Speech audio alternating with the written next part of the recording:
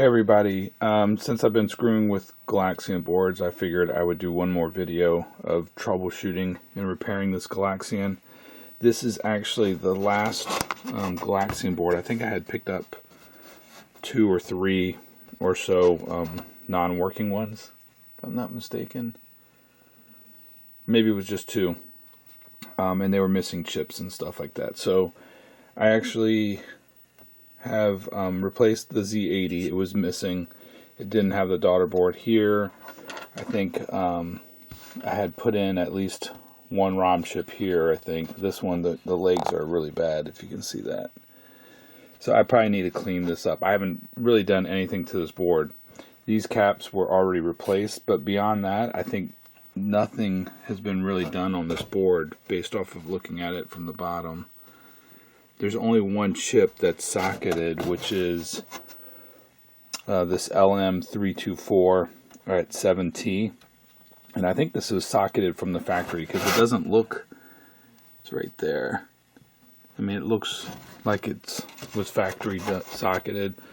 The attack RAM are not socketed, but they all have heat sinks on.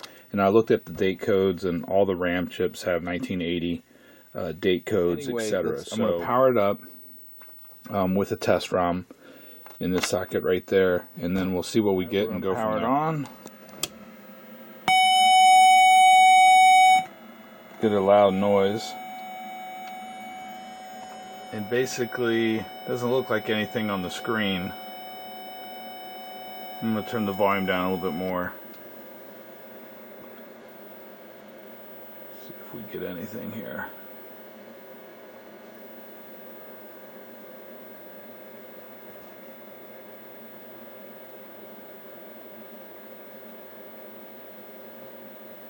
And then all of a sudden, I'm getting something from the, so their code is running, I guess.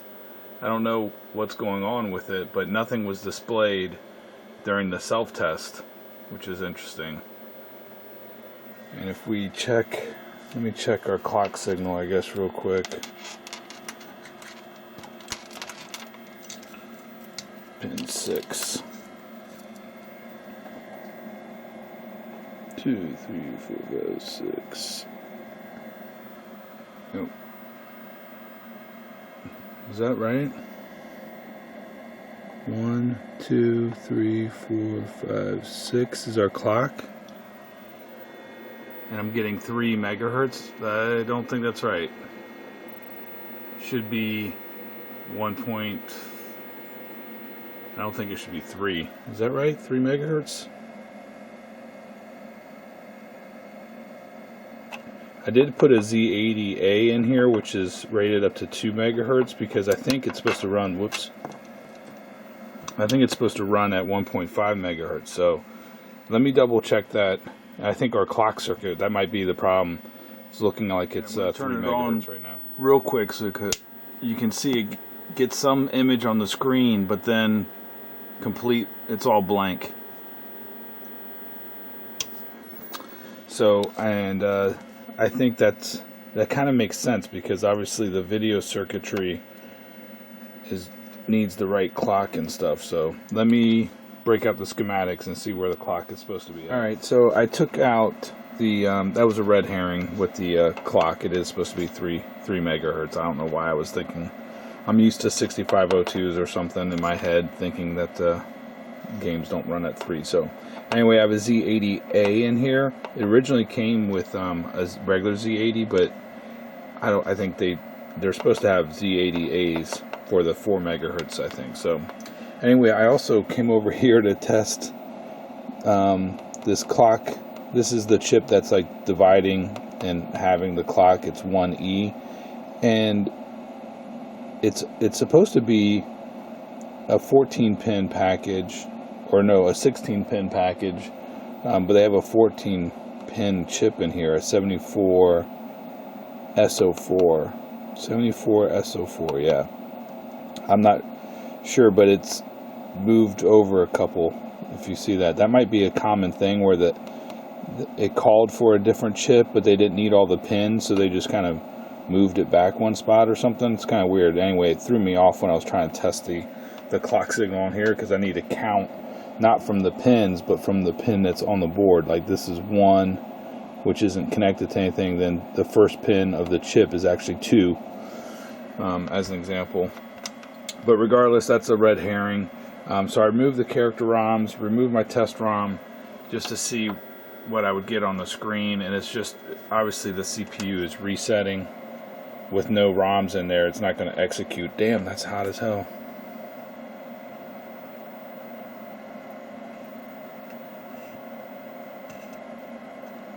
No, maybe not that hot, I guess. Okay, so let's see, 1, 2, 3, 4, 5, 6. And we see on the oscilloscope it's just resetting. Anyway, let's see what I want to do. I should be able to, I'm going to put in some regular ROMs and see what we get. Alright, so I put in my Super Galaxian daughter board there. I'm going to leave the character ROMs out for right now, just to see what we get.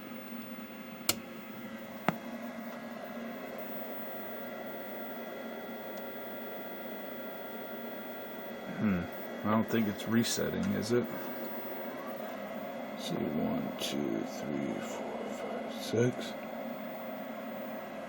No, it's not resetting. Alright, it's the next day, and I did some reading a little bit last night and today. So, first I want to clear up a couple things I've been beating around the bush with or not doing a great job describing the last couple of videos. Is the memory. So, there are 2 memory chips, 2 2101s here at 4F. Is that 4? Yeah, 4F and 5F. And these are your object RAM. In my previous video, it showed up in the test ROM. When the test ROM ran, it would show up as ORAM. I thought it said DRAM, but it said ORAM, and it's the object RAM, which are these 2. There's also 2 2114s at 3H and 3F, and these are the video RAM, which will show up on the test, the Galaxian test ROM as VRAM.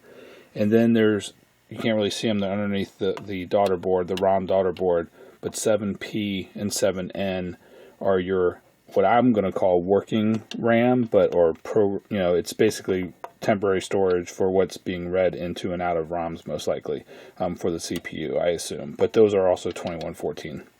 I don't know when or how the test ROM, tests these, or if the test ROM even does test those. I'm not sure.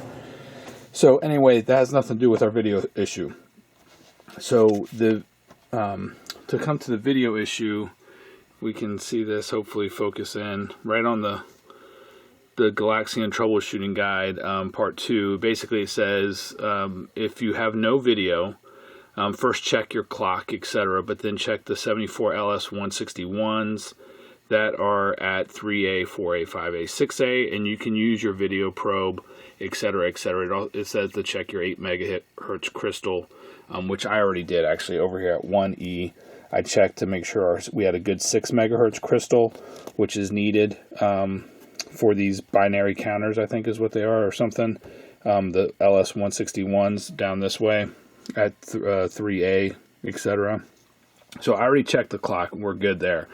But we need to check, because these counters, and I might show the schematic, but basically, is what's ultimately creating your vertical horizontal sync signals, because they get combined elsewhere on the board, like in OR together or AND or whatever, something. But these get, takes that clock signal, breaks it up into different signals, and then different chips combine them back together to generate your vertical sync, horizontal sync, and your blanking signal as well, your vertical blank and horizontal blank, and your composite blanking signal. So anyway, these bad boys are pretty damn important, and we can use our video probe. And for a YouTube follower who asks a ton of questions, Bill Williams, this is for you. So I'm going to show you the video probe on testing these LS161s, and I'm also going to show it on the oscilloscope here as well. I don't know how exactly I'm going to do that. Might be a little bit painful because I don't have 2 cameras that I can interweave, I guess, with each other. So But I am going to power this up and put this on the video probe here real quick. Alright, just so you can see what the chip is that we're about to be testing. It's a binary divide by 16 synchronous cascadable counter. And it's kind of, I'm not going to read the whole thing. This is in my TTL book, but it's 74 LS 161 or 74 161. But basically, you know, what the outputs are, I'm not going to be able to describe this correctly, but basically it's taking what's on, you know, like Q8 and then dividing by what, 16? I don't know. Or dividing by 2, and then that's on Q4, and then divide that by 2, and that's on Q2, and divide that by 2, I think, and that's Q1. I think that's how it works. Oh, divide by 16, why is it? I don't know. Anyway, somebody else that's way more experienced than me would be able to describe this, but I think it is a divide by 2, and you get your clock signal in, and your clear and your T need to be high, and then you can daisy chain multiple of these chips together by tying the carry out, which is pin 15, to the other chip's T function, which is 10. So you can actually put these together, and then, you know, the next chip's Q8 will be half of Q1, etc. And that's what there's actually 4 LS 161s right there, and that's what they're doing. They're daisy chaining, combining 2 chips together. These two, I think, 2 of them are for the horizontal and 2 of them are for the vertical. The other thing I wanted to touch on is this video probe. So what is this video probe doing? This would be completely worthless unless the Galaxian, the Midway guys or the Namco guys actually documented how you could use it. It is really just a cheap, poor man's oscilloscope. I was sharing some comments on the YouTube video there, and it is tying to the composite blanking signal on the green output color. So that's why we're tied to R59, and I've done it, and I've used this in every single Galaxian video because the Galaxian troubleshooting guide kind of references using it. You could also use an oscilloscope to try to figure out the same thing, but they're giving you references of what it's supposed to look like, certain signals on the board to probe for certain symptoms, and that's why I'm using the video probe. But in this video, I'm not only going to just use the video probe like it tells you to, I'm actually going to use the oscilloscope as well, so you can see the comparison.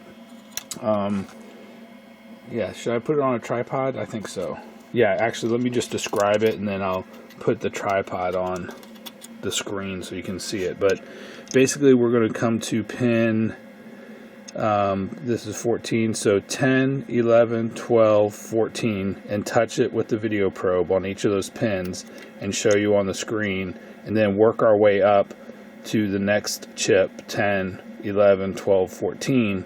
And what you should see is very few lines, and if I'm on the vertical side, it's going to be a little bit weird because my monitor is horizontal, but you know, 2 pairs of chips are going to have lines that go horizontal, and the other 2 chips are going to have lines that go vertical, and you're going to see the lines increase, the number of lines displayed on the screen increase every time I go to these chips. So that's what I'm going to do. I'm just reviewing what I'm doing here, and then I'll put the camera on the monitor when I power it up so you can actually see it, the result. I'm going to have to handhold it because it's not going to work out how I thought. But anyway, let me power this thing on. Alright, and it is running. Now, I don't know if the software is running. Actually, I could try coining up. So something else is probably wrong with the board because it's not playing blind or anything like that. Or maybe this horizontal sync is this counter issues causing the problem. But if we touch this pin right here, there should be pin 10 with 6A, right? Pin 10, I'm not getting anything. Alright, so I'm not getting anything on the monitor with 6A. But if I go to 6 pin 11, there we go. That's the next pin, pin 12. And then pin 14, we get more lines, right? So we know it's either multiplying it or dividing it or something, I don't know. And there's the next chip, which is 5A, right? We get lines, keep going up, more lines,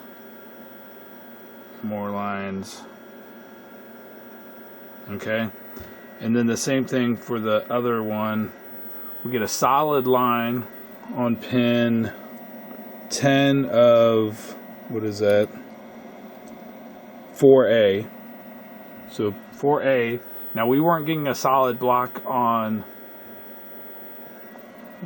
whatever the horizontal or vertical section over here, pin 10 of 6A. We weren't getting jack crap.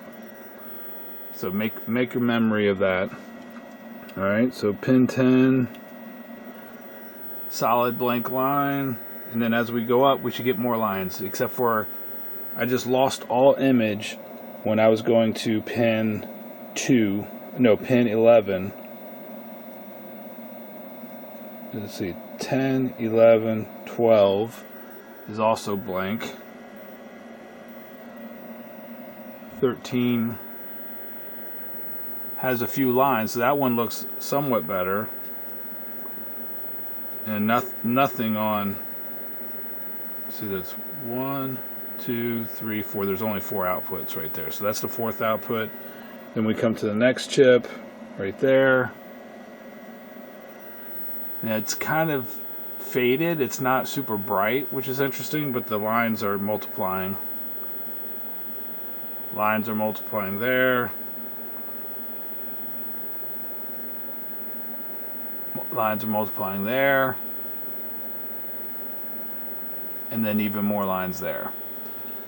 So like this chip looks somewhat correct, but this chip is looking weird, right? Because I don't have anything, the lines aren't multiplying, or it's completely blank screen on 2 of the outputs. And something is going on here as well. So now let me get out my logic probe. This isn't the best visual here, but we're going to go to that pin right there. And we can see that it's toggling somewhat. And then twice as fast, I guess. And then 4 times. And you can see our frequency counter. Now, our frequency counter went from 60.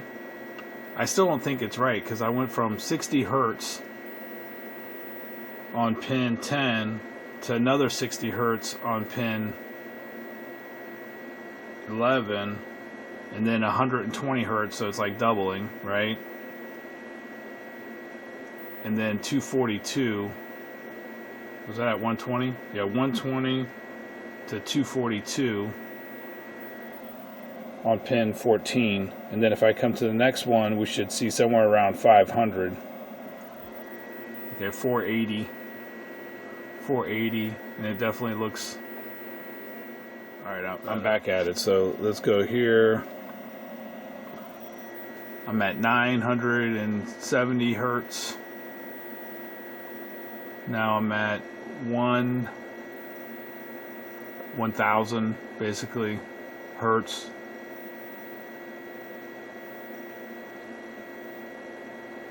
How did I go? Oh no, that's 2. It's 2 hertz. So I go from 500 to almost 1 to 2,000 to 4,000. And then on, so these kind of look okay, except for this pin right here. Something's going on with that pin right here. Now let's come to the horizontals. I think this is a horizontal. This could be vertical, who knows.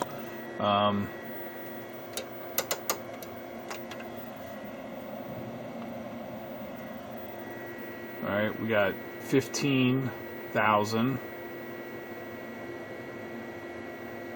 And then I go to the next pin.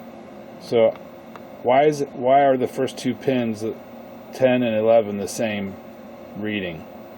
That doesn't seem right to me, but I have to go back and look. So this is 15 or 16,000, and this is 16,000 hertz.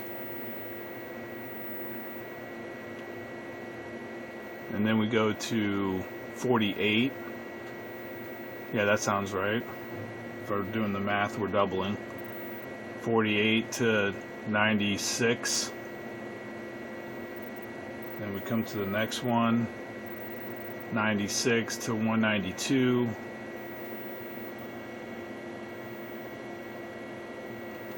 Let me change this. Gives you the signal right there.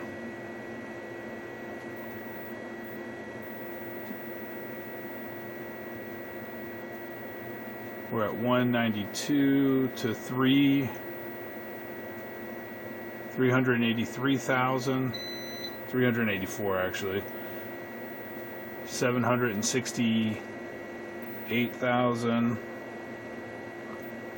and then 1.5 megahertz, 1.54 or something like that. So are these counters working correctly? It seems like the first two, we should have a different reading there. I'm going to look at the schematic and make sure that, what is it, Q, I don't know, Q something.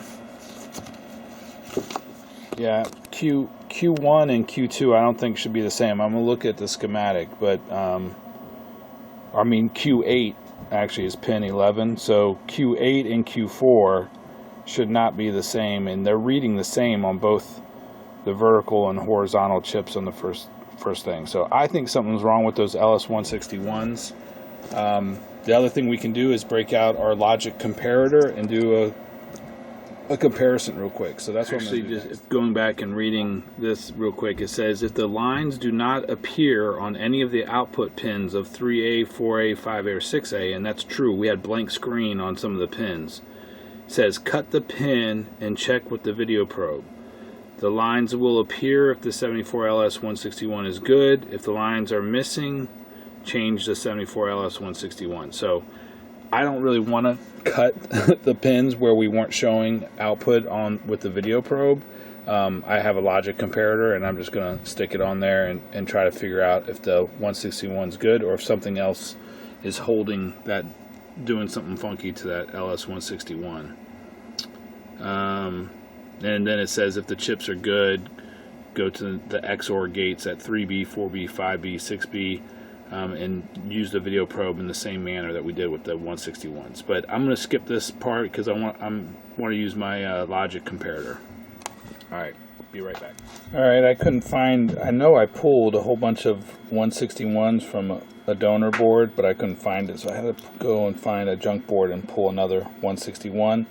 But I actually have, from a previous video that I'll link to, I had already made up this card. So we're going to put that in our logic comparator, like that. Power on our system, or the board under test, or whatever you want to call it. And pin 1 is, man, it's kind of hard for me here. Pin 1 is over here, right?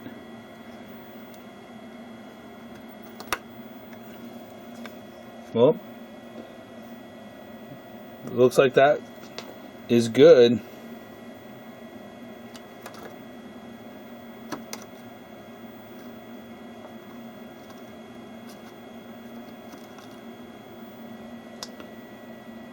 That one seems okay as well.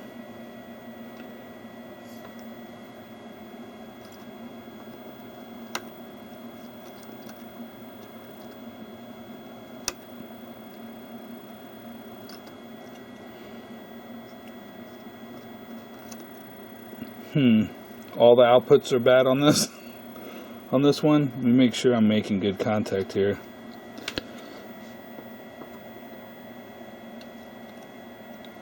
No, yeah, see, I was not making good contact.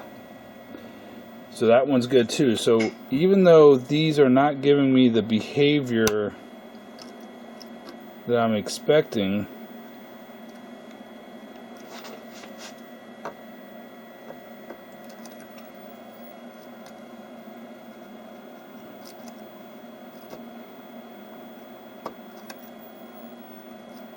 why is this thing?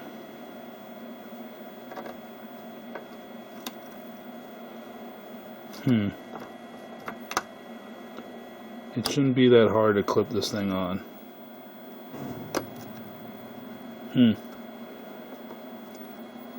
3/8 looked normal to me. Let me do it without the camera in my way so I can make sure I'm making good contact. But those are definitely the output pins. 14, 13, 12, and 11. Alright, I'm back messing with this thing. It's been a couple days. But I did end up socketing and replacing 3A. I tested it in my TL866. It tested fine. I don't know why I was getting the wacky readings with the comparator here, but that did not fix the problem. What it says in the video is, it says, or in the Galaxian troubleshooting guide, it was like, if you don't see with your video probe horizontal lines or vertical lines, then cut the pin. And what does it say? If lines do not appear on any output pins, cut the pin and check with the video probe. The lines appear, the 74 LS161 is good. If the lines are missing, change to LS161. Well, I did that. There was nothing showing up on pin 10 of 6A. I cut it, and it didn't change anything. You know what I mean? And I know that it's good. So I think it's good. So I soldered it back up. There was nothing showing on pin 11 or 12 of 4A. I cut the pins, and I actually lose horizontal sync. I'll show that here, I guess, in a second. So you cut the pins, and then now you don't even get a signal for your video probe to work. So that doesn't make a lot of sense to cut the pins when you need these to actually generate some of your sync and blanking signals. I don't know, whatever. I'm sure the directions kind of meant well, but and I don't think the 74 this 161's bad, because with the logic comparator it looked fine. But I am going to go ahead and socket this here. But let me pause real quick and just show you again. And then the other thing I did is I powered up my working board and just went through and looked at see what the signals look like when on a known working board. And I do get some output on every single pin. So the fact that I'm not getting output on some of these pins does lead me to believe that something is still wrong. I'm in the right area, but I don't think it is the 74-161. Yeah, it's kind of weird, but all right, let me power it on, and then because I have those pins cut on 4A, this is what you get right here. And now my video probe doesn't work at all. Like if I put my video probe on one of these things, it doesn't change a darn thing up here. So, but if I press them together, watch, let's see here. I'm holding them together with my fingers there. Wacky, right? So I'm going to go ahead and pull this 74-161 since I kind of jacked it up anyway. Solder in. Now here's the other thing that's weird is the test ROM is running. You know what I mean? It's not running perfectly, but there's something being displayed on the screen, but I don't know why not all of it's being displayed on the screen. Something's jacked up, but the code is running. I still think it has to do with the sync circuit somehow, because I should see lines on these. And I'll come back and just do one more test with the video probe on these, the vertical circuit here actually. So here's the 74-161s. There's a 74, like you get a 6 megahertz signal in. I'm going to do some more testing because I'm going to check 6E for the output. I'm going to check the clock. I'm going to check pin 10 of these 161s. The 74-74 that's basically feeding pin 10. And let's see. Yeah, I'm going to take some more detailed notes and stuff as I probe around. Alright, so I've been probing around a little bit. I obviously had socketed these. I don't know if I covered that, but I replaced, socketed both of those, replaced them, has no bearing. And I just wasn't trusting the video probe output because part of it is relying on this circuit here to, I think, partially to create the vertical blanking signal and the horizontal blanking signal and stuff like that. So I don't know. I just wasn't trusting it. So what I did is I got my scope, my oscilloscope out, and I basically measured every single one of these lines, like number 2V, 4V, 8V, which is based off of this counter here, and clock signal, etc. So actually, I don't know, where is it getting the clock from?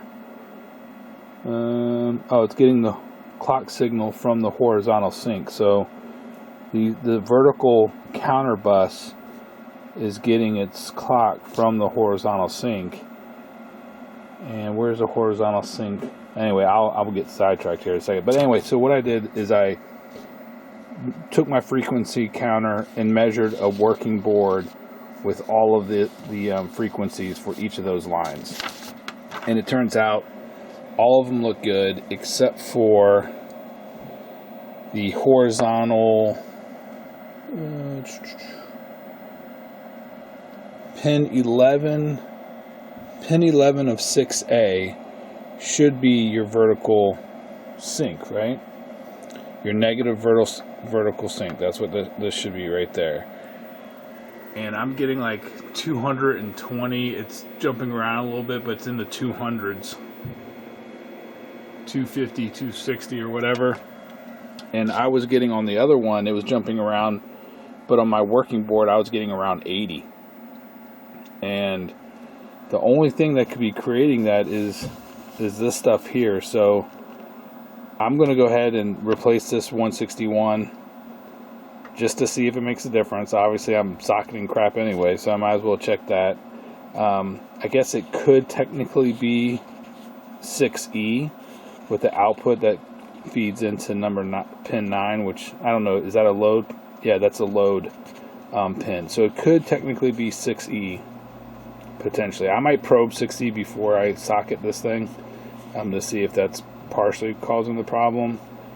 I don't know. But anyway, I just did a compare and contrast, and that's where I'm at. And so this is different than what my working board is. The vertical sync is definitely different. It's a couple hundred hertz higher, or around 150 hertz higher than the other one. So I am going to change it out and see what we get. So it's been at least a week, and I just rewatched the video up to this point, and it's obvious that I have no clue what I'm doing. So if there was any doubt previously, I think me talking through the sync circuit pretty much proved that. But as what doesn't kill you makes you stronger, right? Or makes you, at least, hopefully I'm learning through my mistakes and stuff. Anyway, I replaced that 6A. Didn't do a damn thing, of course. And let me see, where am I at? I've got to think about this. So yeah, that was 6A. This is the vertical side. What I don't really understand is the video probe, although useful, relies on these lines 2H, 128H, or 120, the vertical sync from 5A and 6A to create the vertical blanking signal, which is partially what's being used to generate this signal. So I don't know. I mean, how reliable is this when you're using a video probe like this, right, to troubleshoot the sync circuit, which generates the blanking circuit, which the video probe uses? Doesn't make a lot of sense. But anyway, I was all ready to come in here and make some progress and show you some stuff, and I powered the board on and it was working fine. I was like, okay, cool, let me do my video probe work. Then all of a sudden it just started resetting, and now the damn thing, test mode, is not even working. If I go to pin what is that, 26, 1, 2, 3,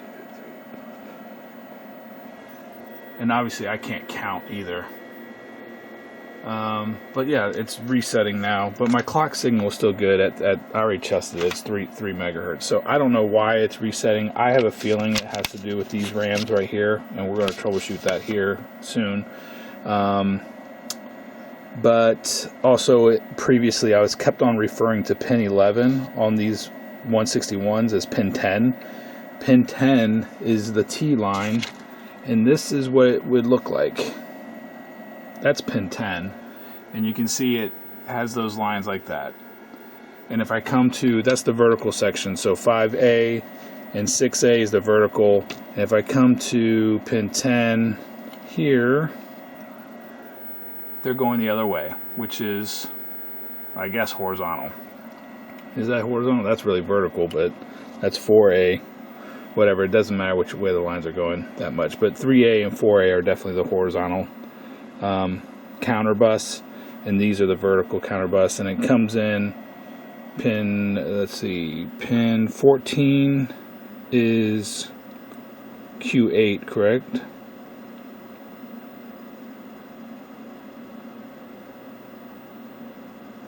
Yeah, I think pin 14. And so you go from lots of lines, working down, less lines, and you come to your next chip, which is right there. Less lines, that's 2 lines, right? Then 1 line, and I had the same frequency counter on this pin, which is pin 12 of 5A.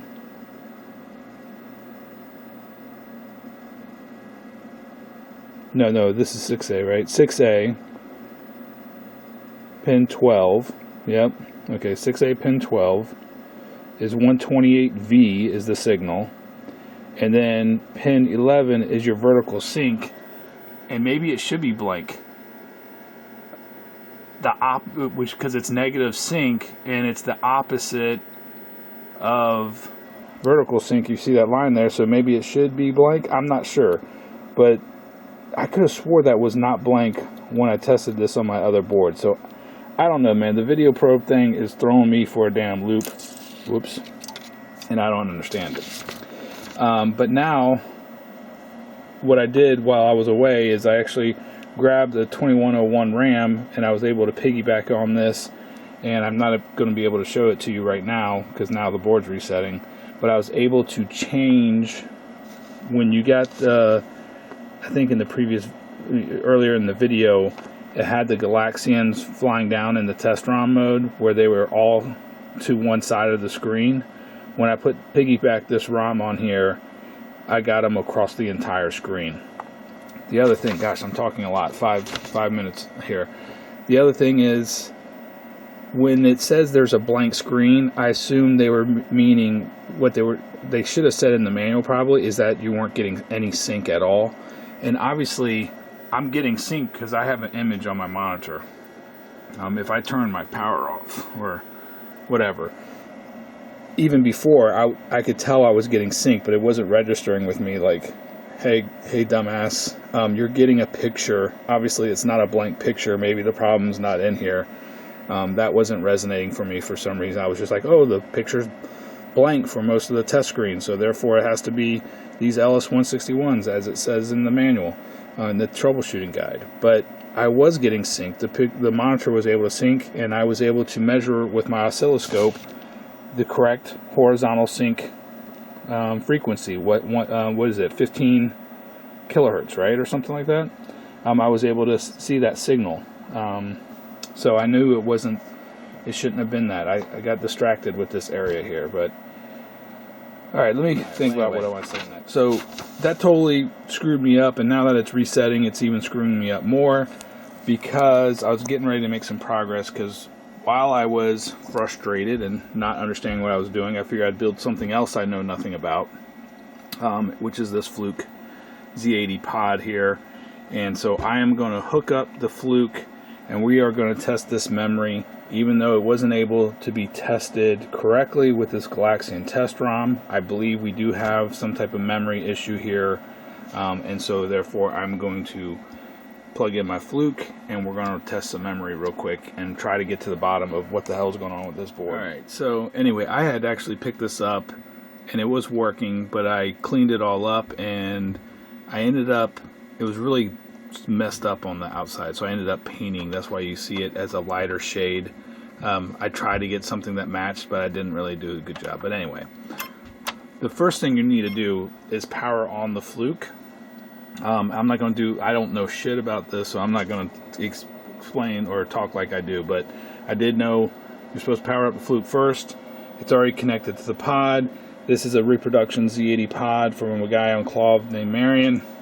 Thank God he made these, because I would have never bought one of these with Z80 pods being $1,000. But this was relatively doable, I guess, budget-wise. So, and I already have it connected to the board under test. And once you do that, then we power up our board under test. And I should get a green light, but I didn't. Why did I not get a green light? Because maybe my ZIF socket's not in there. I think my board might have been resetting, because this socket, this Z80 socket, I'm going to have to replace on the board. But I do have a green light now, which is what you're supposed to get. First thing we're going to do is run a bus test. Crap. First thing I need to do is do the setup and do no on active force line, bus test, and we got a bus test. Okay, so alright, great. The other thing is I'll link to Brian's website and also his YouTube channel. Way better arcade tech obviously than me. I'm just learning, and you guys hopefully that are watching are prepared for the journey of my screw ups and stuff like that. But anyway, he put together Galaxian step-by-step troubleshooting guides, and I think we have a problem with our work RAM, which is why the board was resetting, or it was because of that Z80 socket. But what we're going to do is we're going to do a RAM short test at 4000 to 43FF, which is the address range of the work RAM at P7 and N7, which is over here. And obviously you can see I actually have my pod on top of the PCB, which is okay. And we're going to hit, what are we hitting? Enter.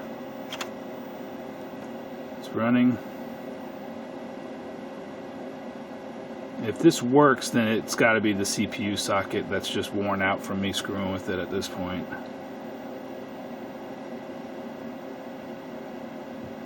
Okay, our work RAM is good, which is fine. So I'm thinking maybe it was resetting because of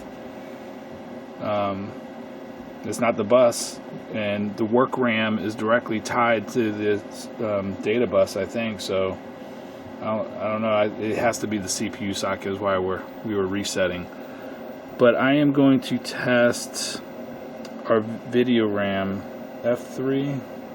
No, I'm going to test our. Yeah, I'll test our video RAM first, which is 5000 to 53FF. RAM short 5000 to 53FF. Right? Enter.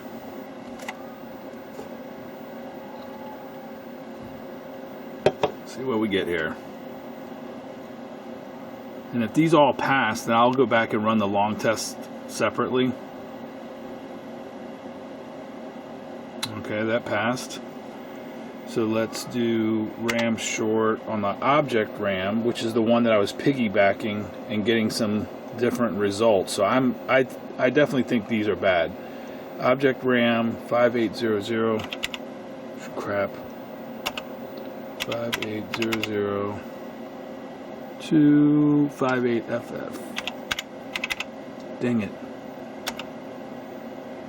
5800. Enter to 58FF. Enter. Alright, so we got a read-write error right away. BTS at 80. And Brian says what this is, but I have to go back to my computer and look what it is.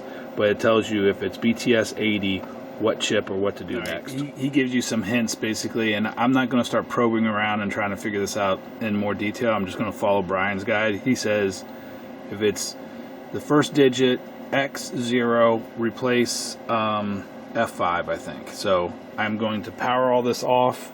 I'm going to take this board out. I'm going to socket it. Actually, real quick, let me do a run. Let me stop that. Let me do run unit under test.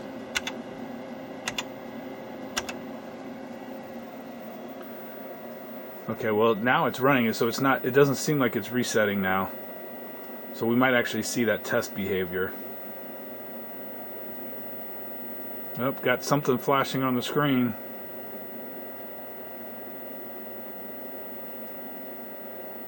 Let me get my scope out. Let me see. Is it resetting? Well, how would I know if it's resetting? On this Z80? I don't know how to do that. I ain't go to pro. Okay, there we go. Yeah, so it is running. So I think this, I'm going to have to replace this socket too. I'm going to do that when I power the board off. But that's what you were getting. And when I would piggyback that 2101 on F5, I was able to get these Galaxians to move down here. And I would have a full road of Galaxians for a while. And that's what kind of led me off of the screwed up path of this sync circuit initially, into like thinking, okay, I got some other problem. I got some RAM issues or something. So, and the Fluke just proved that I had some RAM issues. So let me replace that RAM and come back. I have, I don't even know if this RAM is good, but this was in like one of my spare things. I think it is good, but eventually I'll test this one and the other one. To make sure. I put in a new CPU socket, put that in there. I have not powered it on yet, so gosh, let's see what it does. See what we got there. Still blank screen. So it looks like we still have something going on where it's not able, the test ROM is not able to display something.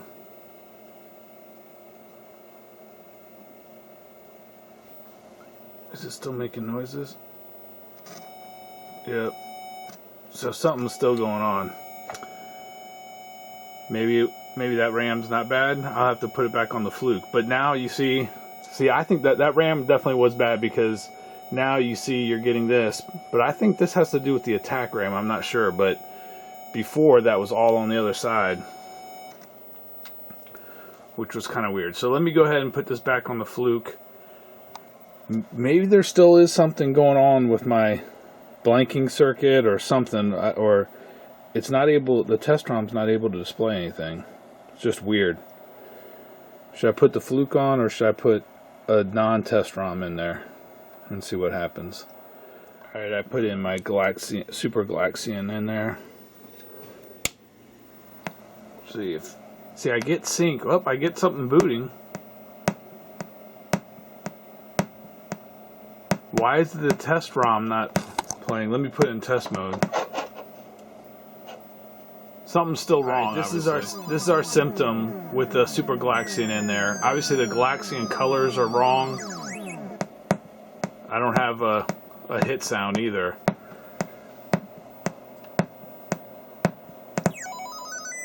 Oh, sound is weird. I don't know what that popping noise is either. The game is playing, but we got some graphic issues still. Alright. Alright, getting back at this. This board is not going to beat me. But hopefully this video, it makes sense. This is a working board, and I figured I would put it on the test ROM and show what that looks like. Hopefully you can see the colors, because it's blue and purple and red. So it's like our other one is working, but we're missing colors almost, right? I mean, it's kind of, we get the same Galaxians, but they're all blue. No purple or red to them at all. And I don't know exactly why that is, but I figured I'd put my video probe, I'm addicted to the video probe, and show you what it looks like. There we go. On pin 10, and pin 11 of 6A, which should be our vertical negative vertical sync on the schematic, and you can see that it is full solid on the working board, and it does not look like that on my non-working board. Now, why would that be? It can't be because I'm not getting green, because I get solid on 10, solid on 10, I mean, crap, here I go again, solid on 11, half of a line on 12, 13, 2 lines, 14, and then if I go to the next chip, pin 11, more lines. This is our vertical section, more lines. This is more lines and more lines, right? Like that. Okay, so that's what a known working the vertical section looks like. Same here on the horizontal when we go pin 10, 4A, pin 11 of 4A, solid. Then we get 1, just go in the opposite direction. Then 2, then 4, or basically 4. And then we go to the next chip over here. Is that 8? I think so. 16, probably 32, I would assume. Something like that, 64, I don't know, 128, 256, whatever. I don't know if the numbers actually matter, but that's what it normally looks like. The other thing I wanted to show real quick is, yes, in fact, you don't have to hook this up to green. You can hook it up to red or blue and use the video probe if you wanted to. That's obviously blue. Dang, I'm totally screwing up here. That's blue, right? So it doesn't have to be green. And if we wanted to hook up to red, I'm just backtracking a little bit. I don't know if I'm going to actually make this try to weave it in and make it separate videos or not, but there's my red. So it doesn't matter where really you hook up your video probe. I just assume they like it hooked up to green because it might be easier to see the results. But I wanted to show the working behavior real quick. And the other thing I wanted to show the working behavior on, the working behavior on is, what does the logic comparator look like when we're hooked up to 3A on a working board? Well, for one, I lose sync. If you see that, look at that, losing sync. My screen went completely blank, and the monitor even told me that I lost sync. So whatever the comparator is doing, and now you can see the game's still running,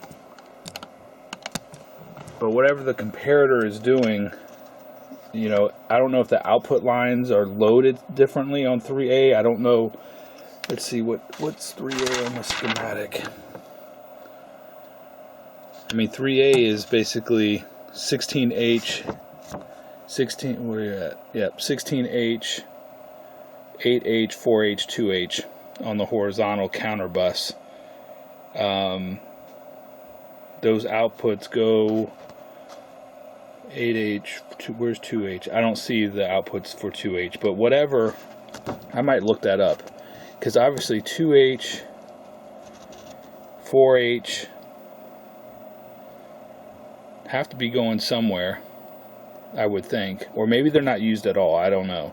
Maybe it's just 8H, and 8H goes to this 3B. But regardless, that's expected results. So I thought with the other board that we were getting something, you know, wacky, because the outputs were stuck on 11, 12, and 13, and sometimes even 14, and like that. And you would think that that means that chip is bad, but in fact it's not. But if I go to 4A, it works fine. The comparator. Same with This is on the working board now, 5A and 6A. So just doing a comparison real quick, I wanted to show the behavior again on a working board so I can go back to my non-working board and go from there and hopefully make some progress. Alright, so now we're back at my non-working board, Galaxian test. The ROM is running, but we can't see everything when it goes through the test mode, but we're only getting blue Galaxians, and it should have some other stuff going on it. So I don't know if the problem is in this part of the circuit or if I should be looking at the red and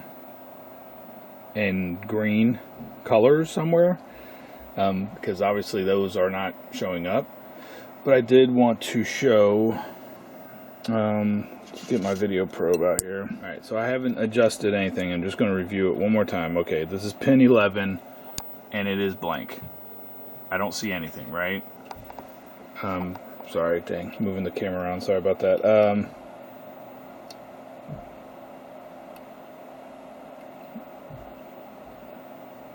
The heck's going on here? Well, one of the things is I thought it wasn't working. I just went to the different pins, and now those look blank as well. But if I turn the contrast up, if I crank the contrast a little bit, and we go, no? What's going on here? Why isn't this working? Helps if I'm actually hooked up to the right resistor, R59 there. I turn my contrast back down. Okay, so restarting. Pin 11 is blank. Pin 12, we get one line, but it's not very dark. It's not very bright with the same monitor settings I had on my other board. I have to turn the contrast up a little bit. So I'm getting some clues here, I think, of kind of what may be going on, right? It doesn't quite look the same as the other one. I mean, it does increase.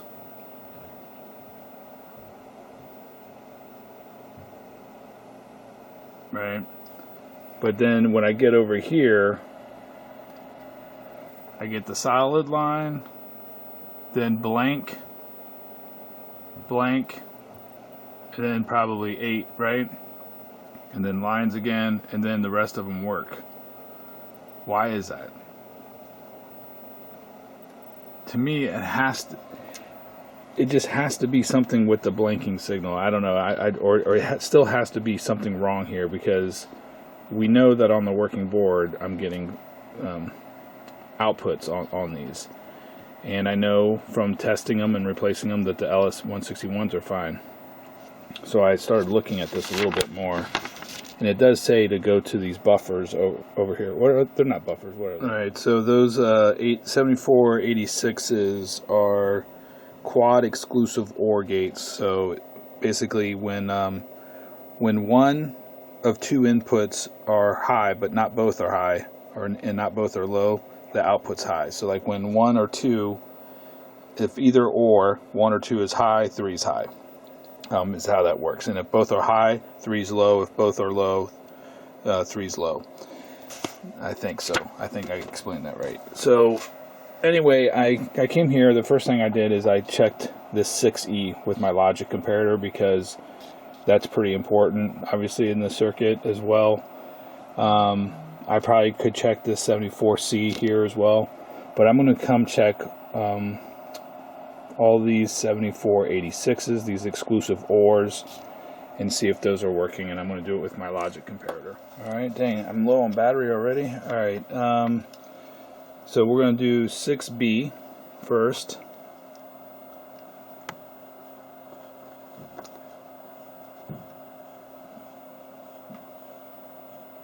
Getting something going on with pin 10. Let me make sure I got it on there right. Okay, there we go. 6B looks good.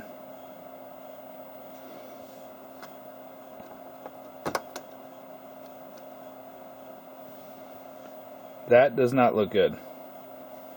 Pin 3 is an output pin, and it is different than what the 7486 I have in my comparator. that is suspect, I would say, at this point. That one looks good, and that one looks good as well. So I'm going to stay on this path. I'm going to trust my equipment as much as I can. I actually did do a comparison to the other board, and what was it, 5B? Yeah, 5B should not be like that. So even though we had some false results with the logic comparator on 3A, which I might go back and figure out why that was, probably has to do with the outputs being loaded somehow. I'm going to replace 5B and then come back. Alright, because I'm rating parts boards, I didn't actually test this, but I know the parts board worked, but I put a LS86 in there. So let's see, do I have everything ready? Powered on, let's see what we get. Does anything change? Doesn't look like it.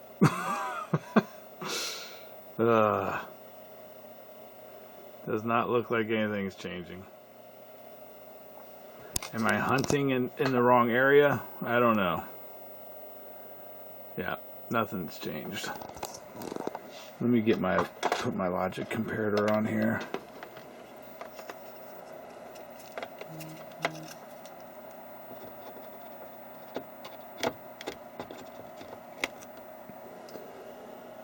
Well, I mean, I assume that chip was definitely bad.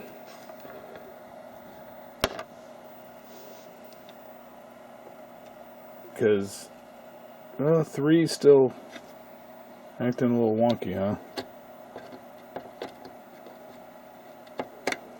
Another false alarm by our...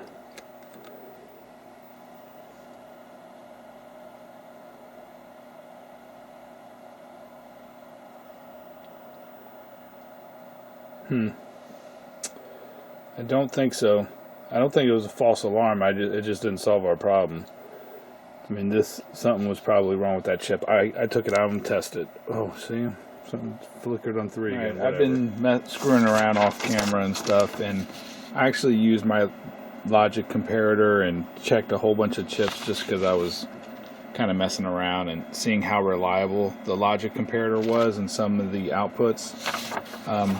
I'll come back to that maybe, I don't know, but I did see a little bit of difference between my two comparators, so I might come back to that in a different video.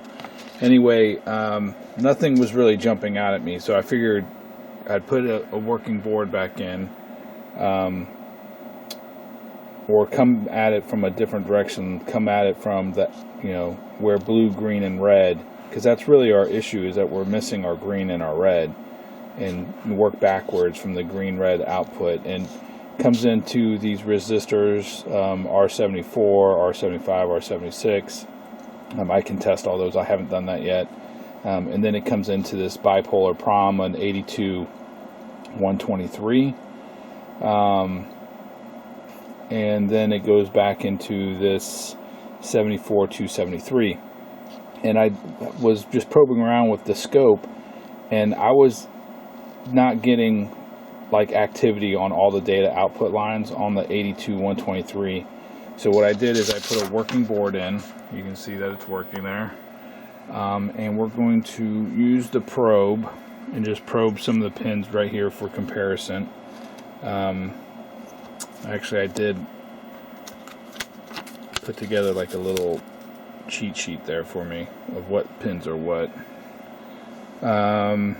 So pin 16 is obviously high. Pin 15 is the chip enable pin, and you can see on my scope that it's definitely toggling. I only got 2 hands, so I can't adjust. I'm at 0.5 microseconds, but I figured I would just do that. Alright, chip enable is toggling definitely, and then address line 4, you can see that it's definitely toggling. And then I'll just tell you what, this is 3, looks very similar to 4, 2, very similar, toggling, What's kind of interesting is address line 1 is not toggling on the working board. Is it? Oh yeah, it is. I just didn't have pressed down hard enough. There it is, alright. And then address line 0, that's toggling as well. So all my address lines are toggling and getting up to 5 volts. This is data output 8, and you can see that. And then over here we'll come to 7. Looks good. 6. 5. 4. Is that 4? Yeah, you can still see it. You can barely see it, but it is toggling. I see stuff going up there. That one looks good as well. And this is on a working board. Whoops, crap. Okay, all the way to 0 and 1.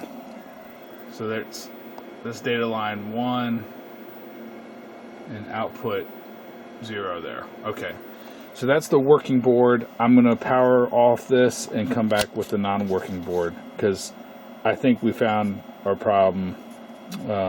Might be this bipolar prom, or it could be this 27 whatever 273, I think, or something. This is our non-working board with super Galaxian ROMs in it, and you can see something's missing on the screen, right? But I think eventually, there we go. See, we're actually seeing letters draw, but not a lot of characters. Alright, so let's come to our chip enable pin, and it is flatlined, and that goes to that chip enable pin prep comes to pin 15, goes to pin 2 of the 74-273. What did I just say? Pin 2. Pin 2.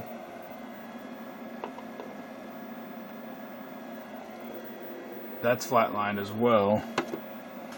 So is that 273 our culprit? Let's check the address lines. A0, because if good address lines, I mean, if our address lines and chip enable are not good, coming from, damn, I already burnt the replacement prom too, thinking that was it. But if our chip enable is not good here, I mean, granted, it could be being brought down low by this or by this star field thing.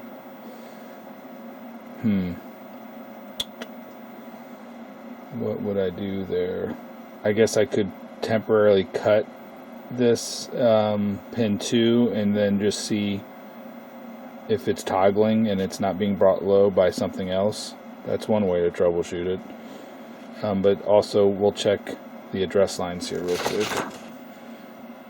Pin 14, 13, going backwards. Chip enable 14. We got a little bit of toggling. So, oh, okay, yeah, that looks alright. Yeah, my address lines look okay. I mean, not quite the same as the other one, but I see them toggling.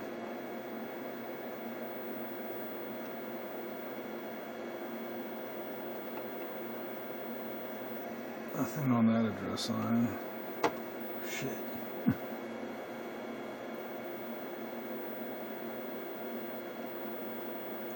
They don't look quite right. Oh boy. I gotta figure out which one am I gonna pull. I guess I could just shotgun stuff.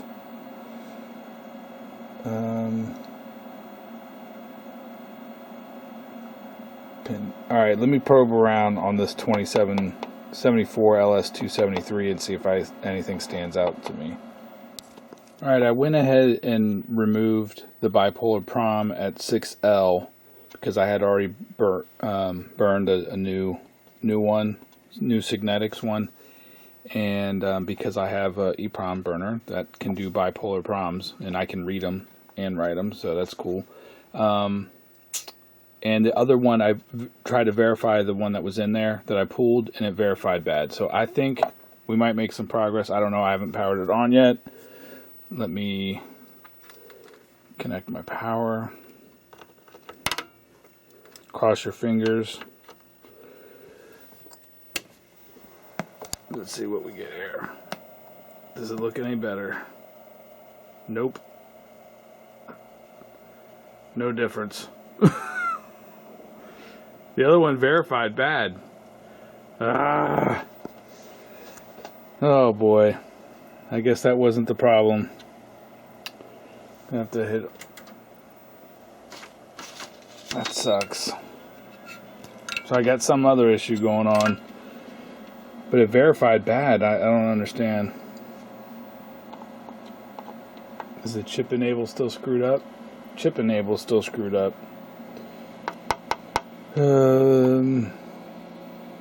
Yep, pin 2 of that LS273. So maybe it is this this thing here.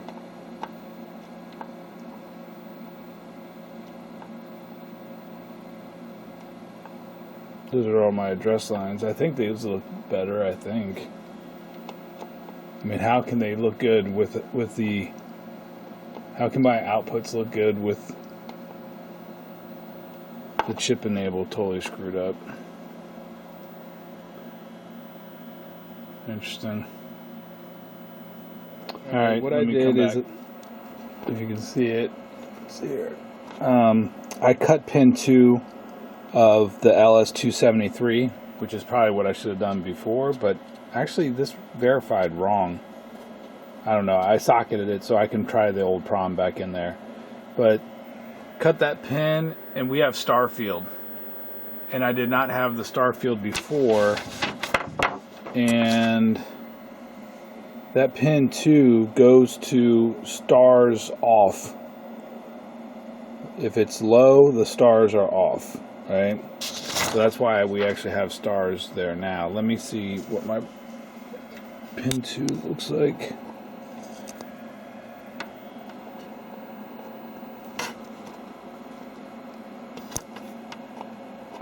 Alright, with pin 2 cut, I'm still kind of low.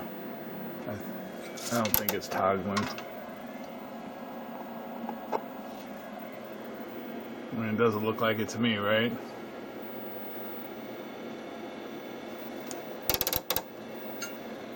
I mean, it was going berserk before. Nothing. I think it's got to be this 273, right? I mean, what else am I going to do? That's what's creating the chip enable pin for this, and it's not moving at all. So, all right, let me remove this and replace this to LS273. Okay, keep your fingers crossed. I'm just shotgunning stuff at this point, but or I have been the whole time. 74 273 replaced. See what we get. Nothing. Oh my god. Alright, I traced both these vid, I don't know if I showed this or not, I might go back, but vid 1 and vid 0 were both, one was stuck high and one was stuck low. It's kind of weird. I don't know why that is, but I traced those back to 2P. So both of them go back to 2P. Alright, and then if I put my Logic Pro comparator to LS00, I'm getting stuck on light number 3, output 3. Does not look right. Now, this has led me down the wrong path before, but I'm going to go ahead and try it, I guess. What's number 3 doing? It's just stuck high. Output 3 is stuck high, and it is based off of 1 and 2.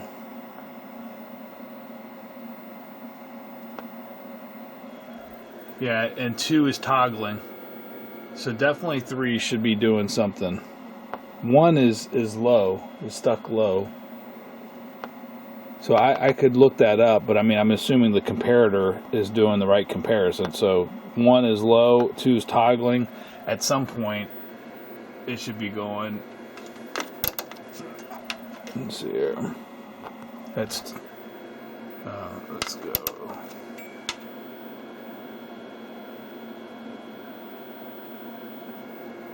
Nah, that doesn't really help much, does it?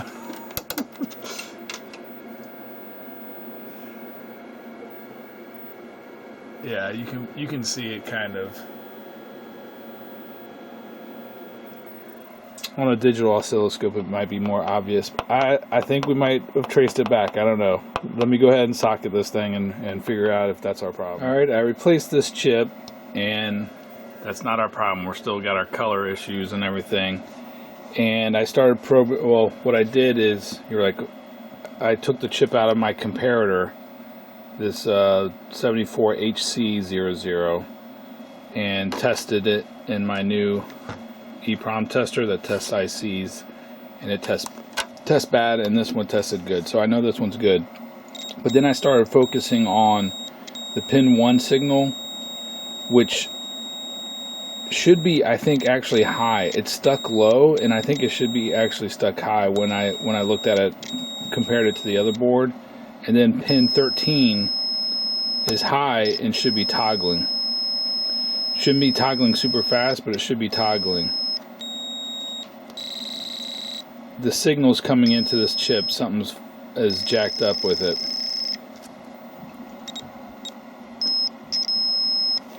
So I'm back on the trail here. I'm tracing it back because what comes into 1, I think, it's like called video. It's not video 1. Is it video reset or something? I don't know. I'm tracing it back to this 1U chip. It's RV0S, so I don't know if that's RAM video 0 something sync signal. I don't know. And RV1S. But anyway, I got my working board powered up, and both of those signals, RV0, RV1, and then their output, so it's 11, let's see, 9, 10, and you can see that you should be getting some activity on there. That thing's, going nuts. That's, what is that, 11? That's RV1, 9, 10, 11, and the output,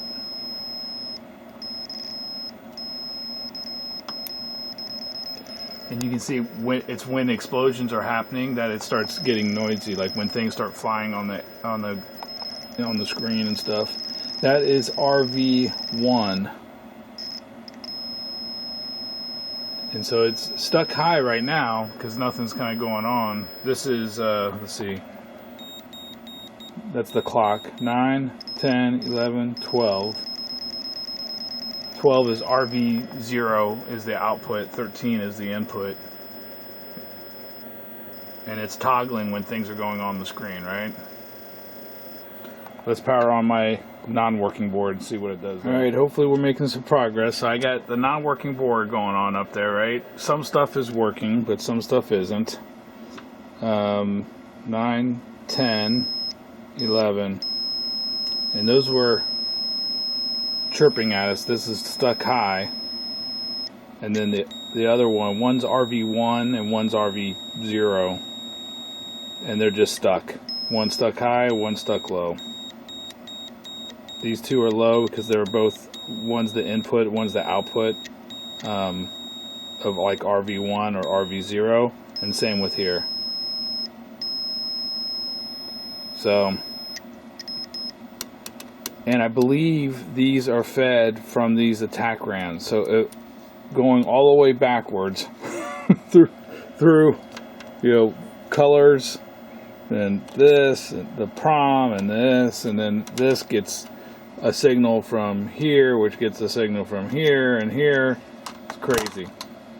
Let's see what we get. All right, so both of those signals come to, hopefully you can see this okay. One, the attack RAM, or the 27, what are they? These all have heat sinks on them, actually. 74, 82 201s or something. I don't know. I'll tell you in a second. But anyway, pin 6. 1, 2, 3, 4, 5, 6 is the output. Stuck low. You should not have that as an output of any RAM. And on the other one, stuck high, just like we saw. And that's what you get on the working ones, or the ones we think are working.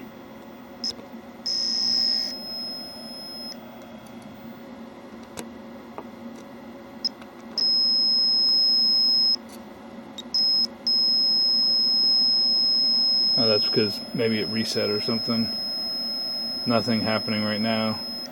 There we go. Going nuts. Going nuts because things are being drawn on the screen. On the screen. Nothing, just stuck high. Nothing going on there. On the bad ones. I'm going to go ahead and pull one P and one N, replace those, and see. Hopefully we found our problem. Alright, I got these two socketed, one N and one P, and with 74 S201s. It originally was something like 27 S00s or something, but these are subs for it. So let's power it on. Success. We're looking good. Oh man, that's awesome. Yep, everything's looking good here. Oh, that damn. Let me get my jumper. There it is. It's playing. Colors look decent. I don't have any. I don't know why my makes that popping noise, but whatever. I think the noise is a little off, but I'm not going to do on this video fix the sound. I might make another video on the sound because it does sound a little weird or something, and I'm definitely missing the explosion sound, which I've already covered in a previous video.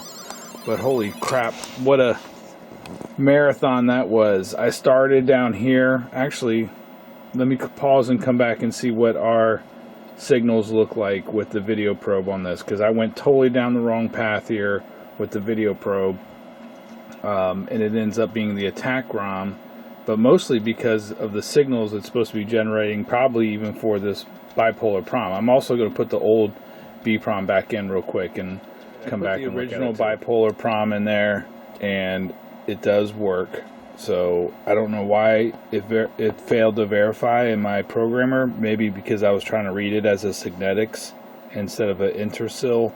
There might be a little bit some difference there. I don't know. It seems weird. I'm not sure about that. But yeah, so everything's working. I put the test ROM back in. Let's reset it and show you what it looks like here. That's what it should have been doing. Should have been saying testing RAM, don't worry, but we were just getting a black screen right there. RAM okay, ORAM okay. Or did it say VRAM okay? I don't know.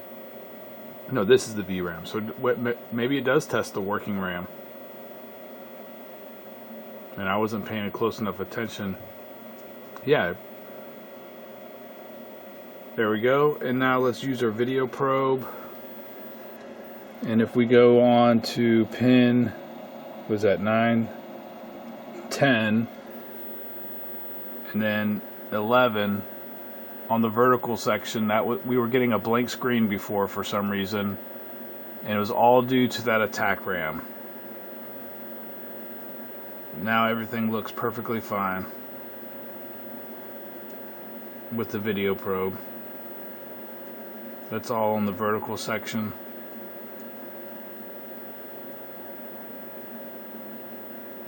And then the horizontal,